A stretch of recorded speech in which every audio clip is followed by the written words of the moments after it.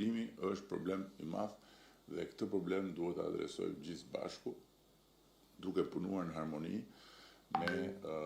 me inspektorin e përgjithshëm. Dhe duke bashkërenduar pastaj punën edhe me sistemet e tjera që kemi ne, që nga sistemi i bashkëqeverisjes që mbledh ankesa e tjera, cilat duhet kanalizohen, një pasqyrë e dyfisht për të parë se ku shkon ankesa dhe sa adresohet ajo, janë gjëra të rëndësishme. Po unë kam shumë besim që bashkarisht do ta bëjmë këtë punë ashtu si duhet dhe do të japim një frymëmarrje tjetër punës së sipërmarrjes në raport me inspektimin, por edhe të gjithë sipërmarrjes që do konkurrencë të ndershme, edhe që të garantohet konkurrenca e ndershme, duhet të mbyllen rrugët e asaj të pandershme. Dhe këtu inspektimet janë kyç. Këto kisha unë tani ta mbash me shëndet përgjegjësinë dhe tani ka ndryshuar rolet.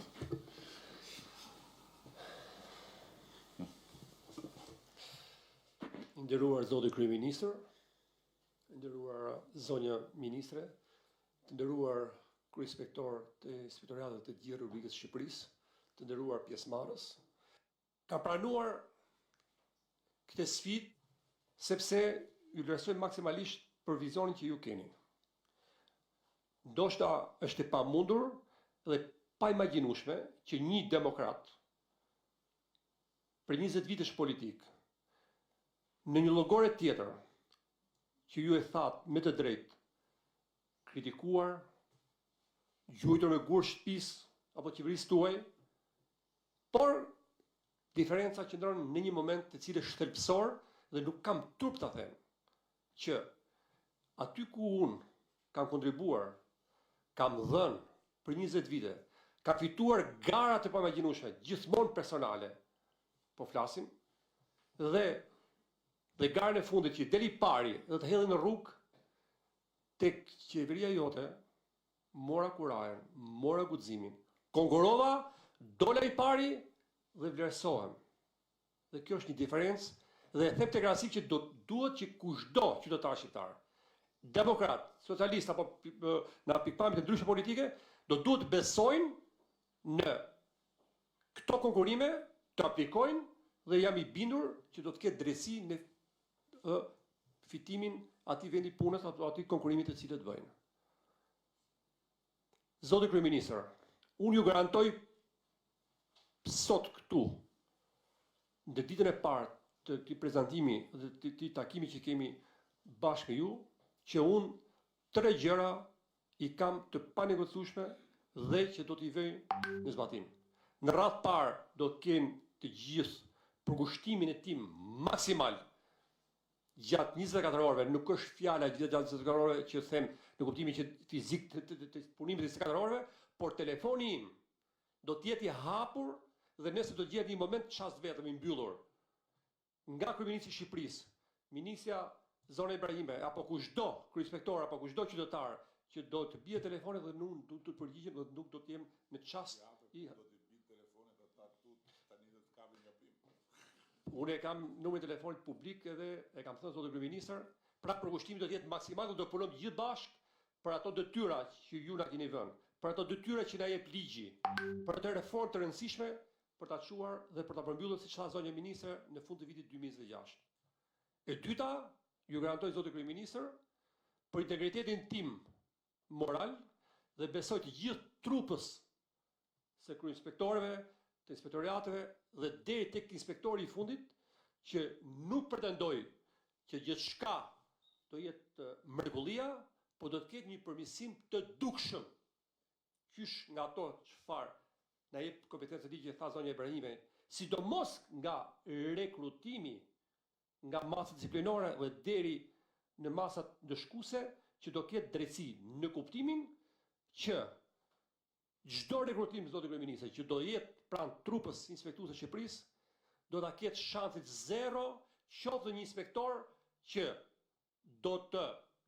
më falni për termin, që do të paguaj apo do të shkojë te miku apo do të shkojë tek mua apo tek një person tjetër që do futen në punë nëpërmjet rishfetit. Zero.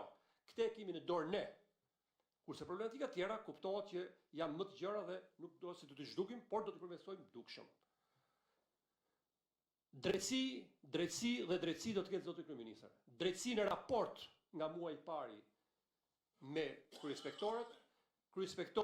me varësit e tyre dhe deri tek inspektori i fundit. Dhe do të krijojmë një frymë mjaft pozitive për biznesin dhe sfida që na ka vënë përballë zoti kryeministër është digitalizimi i sistemit dhe ndërtimi një sistemi dhe jo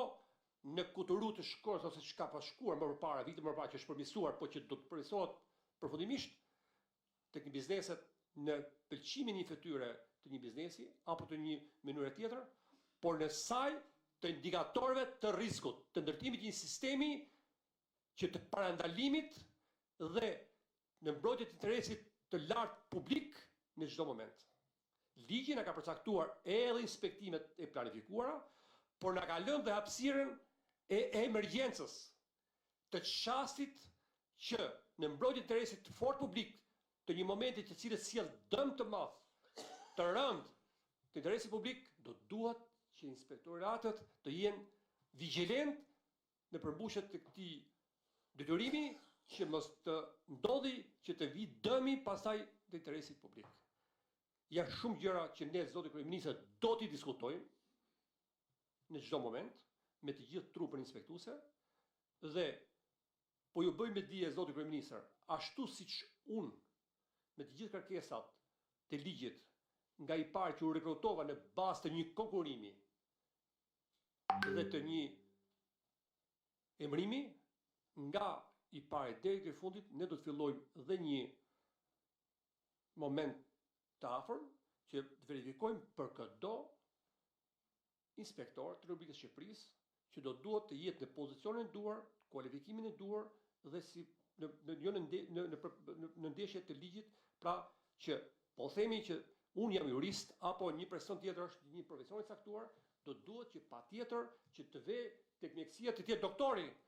mos jetë, më falni, pa më keq kuptuar, agronomi. Pra, ai ke bimet, ai te veterinaria, do të shikojmë që të përmirësojmë dukshëm gjithçka. Dhe një herë, më falni që u zgjata shumë, por ishte një moment që do duhej të thuaj dy fjalë, por ju falenderoj për besimin zoti kryeministër dhe jeni sigurt që adorashi që më keni hedhur,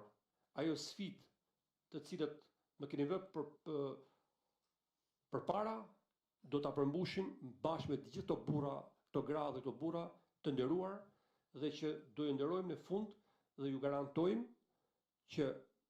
inspektimi do të jetë model ashtu siç ju përmendet për doganat, për tatimet apo institucionet e tjera dhe ne do të jemi në nivelin e tyre dhe për këtë ju japim pa tepruar, po flasi burr fjalën e nderit. Faleminderit. Dua të shtoj një komponent që besoj do jetë vlerë